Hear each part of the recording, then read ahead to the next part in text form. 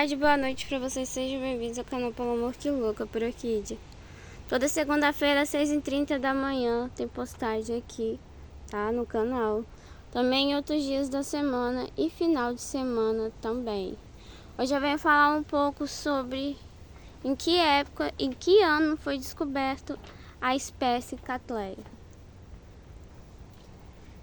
Foi em 1818, na Inglaterra, que William Catlin, um comerciante e horticultor inglês, cultivando plantas tropicais e diversas em suas estufas, teve sucesso e presenciou a floração de uma belíssima e perfumada orquídea vinda do Brasil. E, incrivelmente, aquela planta de floração magnífica era uma daquelas que haviam sido utilizadas como forração no acondicionamento de outras plantas ornamentais nos caixotes. Catlin mostrou a John Lindley, botânico taxonomista inglês, que ficou admirado com a bela orquídea que ele nunca tinha visto na vida dele. John Lindley a chamou como Cattleya labiata autumnalis, sendo Cattleya em homenagem a William Catlin, e labiata do latim lábio, labelo, por causa do seu esplêndido labelo que essa orquídea tinha, e a tunalis por florescer no outono. Aqui cabe um parênteses para lembrar a regra de que todo nome de pessoa, região, homenagem deve ser latinizada. Deve passar para o latim, né?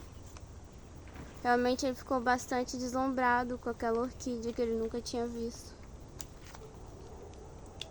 Assim, o nome Catlin virou Cattleya, e pelo fato da Cattleya labiata ser a primeira orquídea desse gênero, até então, naquela época, que era em pleno século XIX,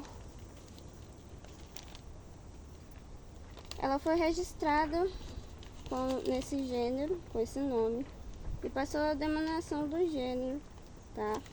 Cattleya, sendo a espécie em si, bastante perfumada, com uma tonalidade bastante, então, deslumbrante. Voltando à história, no século XIX, a Europa em especial e também a Inglaterra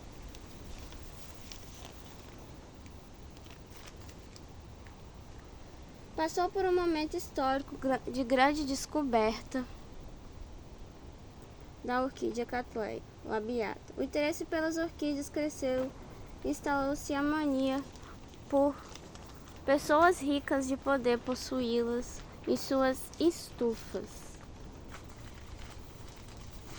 Infelizmente, nessa época também houve sim a destruição de até então habitats onde essas orquídeas viviam, né? E essas passaram a ser disputadas e comercializadas a preços muito altos, que só pessoas ricas conseguiam comprar. A Bélgica, a França, a Alemanha e a Inglaterra tornaram-se importantes centros de comércio de orquídeas, e esse comércio atingiu seu auge por volta de 1850, embora as condições de transporte das plantas continuaram muito ruins. Infelizmente, muitas orquídeas morreram durante o trajeto.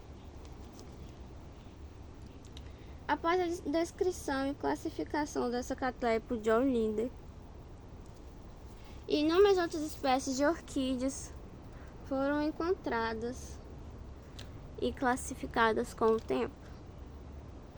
Todos queriam a qualquer custo possuir orquídea por sua beleza, formas e perfume. Com a grande procura pelas plantas ornamentais, logicamente grandes empresas de jardinagem, ricos capitalistas e excursões com a missão de encontrar plantas similares nas diversas regiões do planeta, instalou-se. Então foi chamada uma verdadeira caça ao tesouro. Com esse objetivo, durante o século XIX, desde a América, né, em países como México, até então Argentina,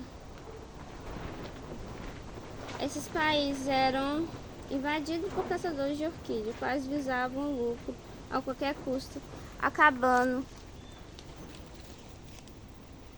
visando somente, né, o benefício deles de lucrar e não de forma alguma deixar com que aquela espécie sobrevivesse ainda ali. Então eles começaram a qualquer custo destruir esses habitats onde eles encontravam essas raridades de orquídea, pois assim tornaria ela unicamente mais rara do que ela deveria ser, e as outras pessoas não poderiam possuí-la a mesma. O objetivo primeiramente era coletar o máximo possível de orquídeas e plantas para enriquecimento das coleções das pessoas que haviam fornecido dinheiro para a excursão. Em segundo lugar, depois de coletarem o máximo possível e sem qualquer critério, destruíram o habitat para impedir que os outros coletassem também, e com isso muitas espécies acabaram extintas. É bastante triste que isso tenha acontecido, né? Mas infelizmente aconteceu. As viagens eram demoradas e o transporte inadequado com porões de vários navios abarrotados de milhares de orquídeas e outras plantas ornamentais. Grande parte delas morriam no caminho. E para piorar a situação, as pessoas não faziam a menor ideia de como era o modo correto de cultivar essas orquídeas, né? Então, como elas vinham nesses navios, muitas vezes elas contaminavam com as bactérias do chão, ou até mesmo com a praga de outras plantas que estavam ali, né? O próprio John Linder